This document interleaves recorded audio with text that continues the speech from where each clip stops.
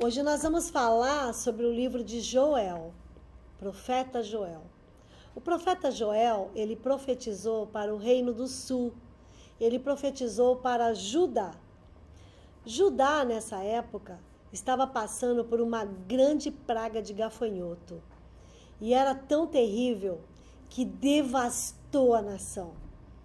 E mostra lá pelo texto bíblico que os gafanhotos, eles comeram toda a vegetação, inclusive a casca das árvores, que chegou até aquele miolo do tronco. Tal era a ferocidade dos gafanhotos. E por que ele vai falar dessa praga? Porque ela é um sinal de algo que vai acontecer à nação. Então, os estudiosos afirmam que essa praga ela tem a ver com a grande invasão que a Babilônia vai fazer em Jerusalém. Devido aos pecados da nação, a idolatria, o abandono de Deus, a Babilônia virá como um exército furioso e vai destruir tudo. E é o que aconteceu. Mais para frente, olha na história, você vai ver que é exatamente isso que aconteceu. Vieram e devastaram tudo. Então eles se ocupam, o profeta se ocupa de falar dessa severa praga. Ela deve ter sido uma das piores pragas que a nação já havia visto. E o fato daquela praga estar acontecendo, Joel está dizendo que é um juízo de Deus para a nação. Olha, ele falou, essa praga aconteceu como um juízo. Deus está nos castigando. Por quê? Porque nós pecamos contra Ele. Porque nós pecamos e não nos arrependemos. E aí o profeta, ele faz um chamado à nação. E ele chama a nação para não rasgar a roupa, mas rasgar o coração diante do Senhor. E ele fala assim, sacerdotes, se arrependam, chorem nos átrios do Senhor. Ele começa um chamado por aqueles que estão na liderança, sacerdotes, profetas, rasguem o seu coração diante de Deus, coloquem cinza na sua cabeça, se vistam de saco, se arrependam, porque Deus está executando o juízo. É o dia do Senhor isso aí. Quando surge essas 3 palavrinhas, dia do Senhor quer dizer juízo de Deus. Pode ser algo de um dia, algo temporário, como pode ser um longo período de tempo. Deus estava executando o seu juízo. Mas Deus, ele é misericordioso e justo. E ele está chamando o povo ao arrependimento. Mas esse arrependimento não pode ser remorso. Uma lagrimazinha, não. Por isso que o profeta fala, não é para rasgar a roupa, é para rasgar o coração. Ele está dizendo, tem que ser um arrependimento verdadeiro. Tem que ser algo do fundo do seu coração. E aí Deus faz uma promessa de que restaurará os anos que os gafanhotos comeram. Olha, se vocês forem fiéis a mim, se arrependerem de verdade, eu vou abençoar essa terra. Ela vai produzir tudo de novo e muito mais. Eu vou restituir tudo que vocês perderam. E é exatamente isso que Deus faz na nossa vida. Quando a gente se arrepende, como Ele restitui. E faz muito mais, além daquilo que nós pedimos ou pensamos. Desejamos que não tivéssemos pecado e causado dor aos outros, bem como desapontamento e desespero a nós mesmos. Contudo, Deus, em sua graça, misericórdia e amor constante, não só nos perdoará, como ajudará a remir a situação, tirando algo de bom dessa devastação e tristeza. Devemos notar, contudo, que além de ser uma promessa misericordiosa, ela é condicional, porque ele fala assim: rasguem as vestes e não o coração. E se vocês se arrependerem, eu vou abençoar vocês. Existe uma condição.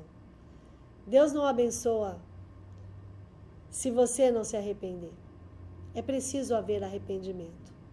É claro que existe a graça comum de Deus, quando Ele dá o sol, a chuva, para todos nesse planeta. Para a gente que blasfema contra Ele, não é verdade? Mas Deus está falando aqui com o seu povo e está dizendo para eles: se arrependam. Se vocês se arrependerem, eu vou restituir os anos que os gafanhotos comeram. Vou restituir a sua vida, vou abençoar. E aí no final, Joel, ele profetiza algo tremendo que vai acontecer no fim dos tempos. Ele fala no capítulo 2, versículo 28. E depois disso, derramarei do meu espírito sobre todos os povos. Seus filhos e suas filhas profetizarão. Os velhos terão sonhos, os jovens terão visões. Até sobre os servos e as servas derramarei do meu espírito naqueles dias. E esta palavra se cumpriu no dia de Pentecoste, no dia que o Espírito Santo desceu sobre toda a carne, né? Inaugurou um outro tempo, porque antes daquele tempo o Espírito Santo ele descia somente sobre algumas pessoas. Era como pequenas gotas de chuva sobre profetas, sacerdote, né? Um aqui, um ali. Mas agora, Novo Testamento, a partir do dia de Pentecoste, o Espírito Santo foi derramado. E hoje os filhos de Deus são cheios do Espírito Santo, porque o Espírito foi derramado. Os nossos velhos terão sonhos, nossos jovens terão visões. Eu já ouvi uma música aí dizendo que o Senhor cumpra essa palavra. Eu quero avisar para o autor dessa música que o Senhor já cumpriu essa palavra. Ele já cumpriu em Atos 2. O Espírito já foi derramado. Vossos jovens terão visões. Então essa é a palavra do profeta Joel. E no capítulo 3 ele diz: então vocês saberão que eu, o Senhor, o seu Deus, habito em Sião. Jerusalém será santa, e estrangeiros jamais a conquistarão. Isso aqui é uma palavra profética, que ainda vai se cumprir. Ainda não aconteceu. São as palavras do profeta Joel. No encerramento do livro, ele compartilha sua confiança na soberania de Deus. Deus, ele não só controla a vida e a história do seu próprio povo, como ele molda o destino das nações.